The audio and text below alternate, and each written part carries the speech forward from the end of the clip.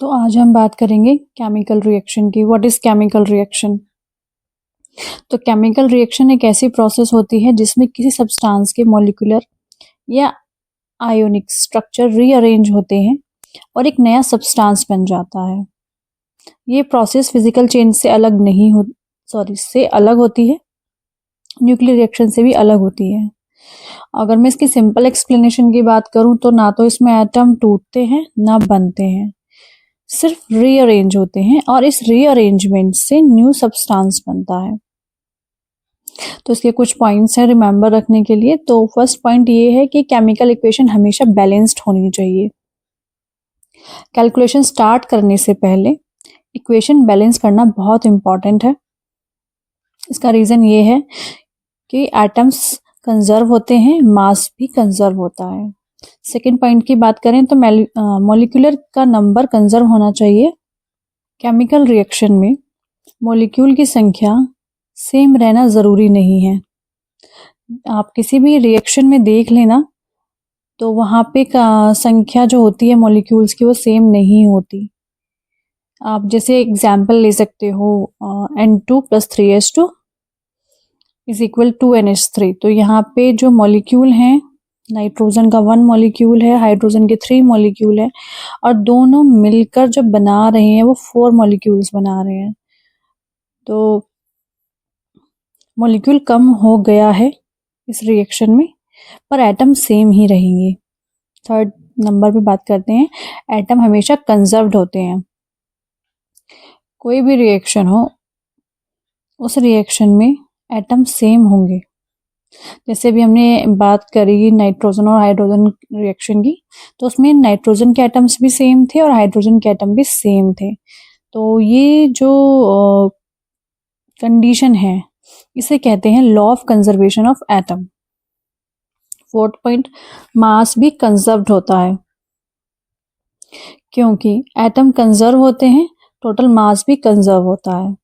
Reactant का मास, product का मास, ये law of conservation of mass को फॉलो करता है। तो इसका जो एक निष्कर्ष जो निकलता है वो यही है, केमिकल रिएक्शन में मॉलिक्यूल का नंबर चेंज हो सकता है लेकिन एटम और मास कभी चेंज नहीं होते। For more biology and chemistry concept video, subscribe to the Biochem channel, like the video and share it. Thank you. Stoichiometry. What is stoichiometry? Stoichiometry chemistry का वो पार्ट है जिसमें केमिकल रिएक्शन की quantitative यानी कि numerical calculation की study की जाती है। कितना रिएक्टेंट लगेगा, कितना प्रोडक्ट बनेगा, ये सब स्टोइकियोमेट्री बताता है।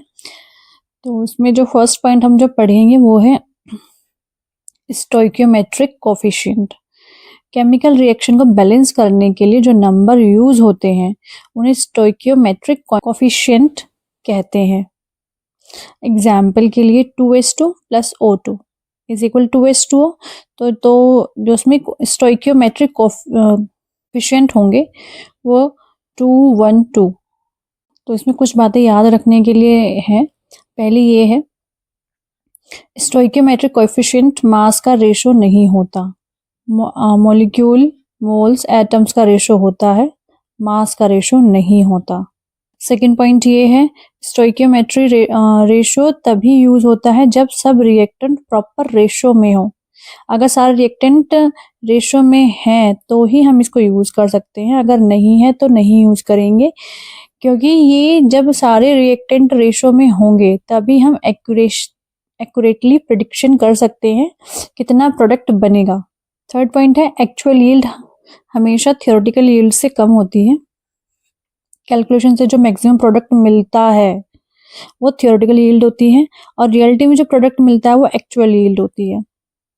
तो एक्चुअल यील्ड कम हो सकती है क्योंकि थोड़ा लॉस होता है, साइड रिएक्शंस भी हो जाती हैं, रिएक्शन कंप्लीट नहीं होती। For more biology and chemistry concept video, subscribe to the biochem channel, like the video and share it. Thank you.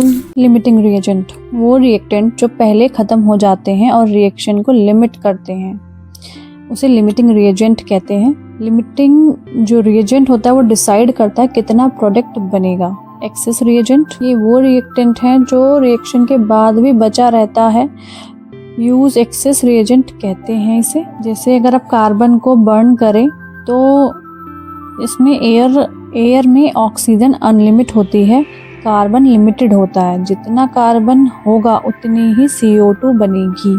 For more biology and chemistry concept video, subscribe to the biochem channel, like the video and share it. Thank you. तो हम बात करेंगे aqueous media की।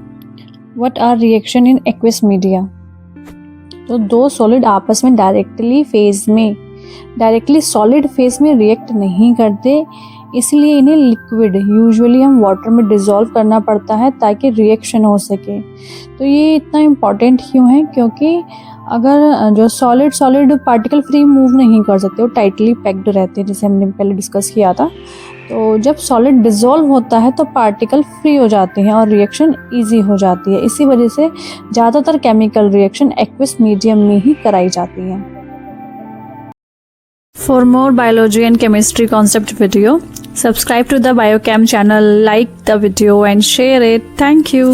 Solution क्या होता है? जब कोई सॉल्यूट किसी सॉल्वेंट में डिसॉल्व हो जाता है और एक सिंगल यूनिफॉर्म फेज बनाता है, उसे सॉल्यूशन कहते हैं। तो अभी हमने यहाँ दो टर्म यूज करी, सॉल्यूट और सॉल्वेंट। तो पहले इसको डिस्कस करते हैं। तो सॉल्यूट जो होता है, जो डिसॉल्व होता है किसी भी सब्सटेंस में, एग्जाम्पल सॉल्ट और शुगर। लेकिन ये जिसमें डिसॉल्व होंगे यानी कि वाटर में, तो उसको सॉल्वेंट कहते हैं। सॉल्वेंट जिसमें सॉल्यूट डिसॉल्व होता है उसे सॉल्वेंट कहते हैं। एग्जाम्पल्स का वाटर। एक्वस सॉल्यूशन में वाटर सॉल्वेंट होता है। अभी हमने एक वर्ड और यूज किया था, सिंगल फेज। तो सिंगल फेज का मतलब है सॉल्यूशन में अलग अलग सब्सटेंस होने के बावजूद पूरा मिक्सचर एक ही। For more biology and chemistry concept video, subscribe to the biochem channel, like the video and share it. Thank you. तो अब हम बात करते हैं एटम की। एटम किसी एलिमेंट का सबसे छोटी यूनिट होती है। एलिमेंट की प्रॉपर्टी रिटेन करता है, केमिकल रिएक्शन में पार्टिसिपेट करती है। ये डेफिनेशन जो है सिर्फ नॉन रेडियोएक्टिव रिएक्शन के लिए वैलिड है। मोलैरिटी सॉल्यूशन की कंसंट्रेशन होती है जो बताती है कि 1 लीटर सॉल्यूशन में कितने मोल्स सॉल्यूट प्रेजेंट हैं। इसका फॉर्मूला है molarity is equal moles of solute upon volume of solution in litre. इसकी जो हम यूनिट यूज करते हैं वो मोल पर लीटर। इसको हम सिंपली m से रिप्रेजेंट करते हैं। मोलैरिटी सॉल्यूशन की कंसंट्रेशन होती है जो बताती है कि 1 किलोग्राम सॉल्वेंट में कितने मोल्स सॉल्यूट प्रेजेंट हैं। इसका जो फॉर्मूला हम यूज करते हैं, मोलैरिटी को हम m से रिप्रेजेंट करते हैं, स्मॉल m से, is equal moles of solute upon mass of solvent in kilogram. इसको हम इसकी जो यूनिट है वो मोल पर ग्राम है। इसको हम स्मॉल m से रिप्रेजेंट करते हैं। For more biology and chemistry concept video, subscribe to the biochem channel, like the video and share it. Thank you.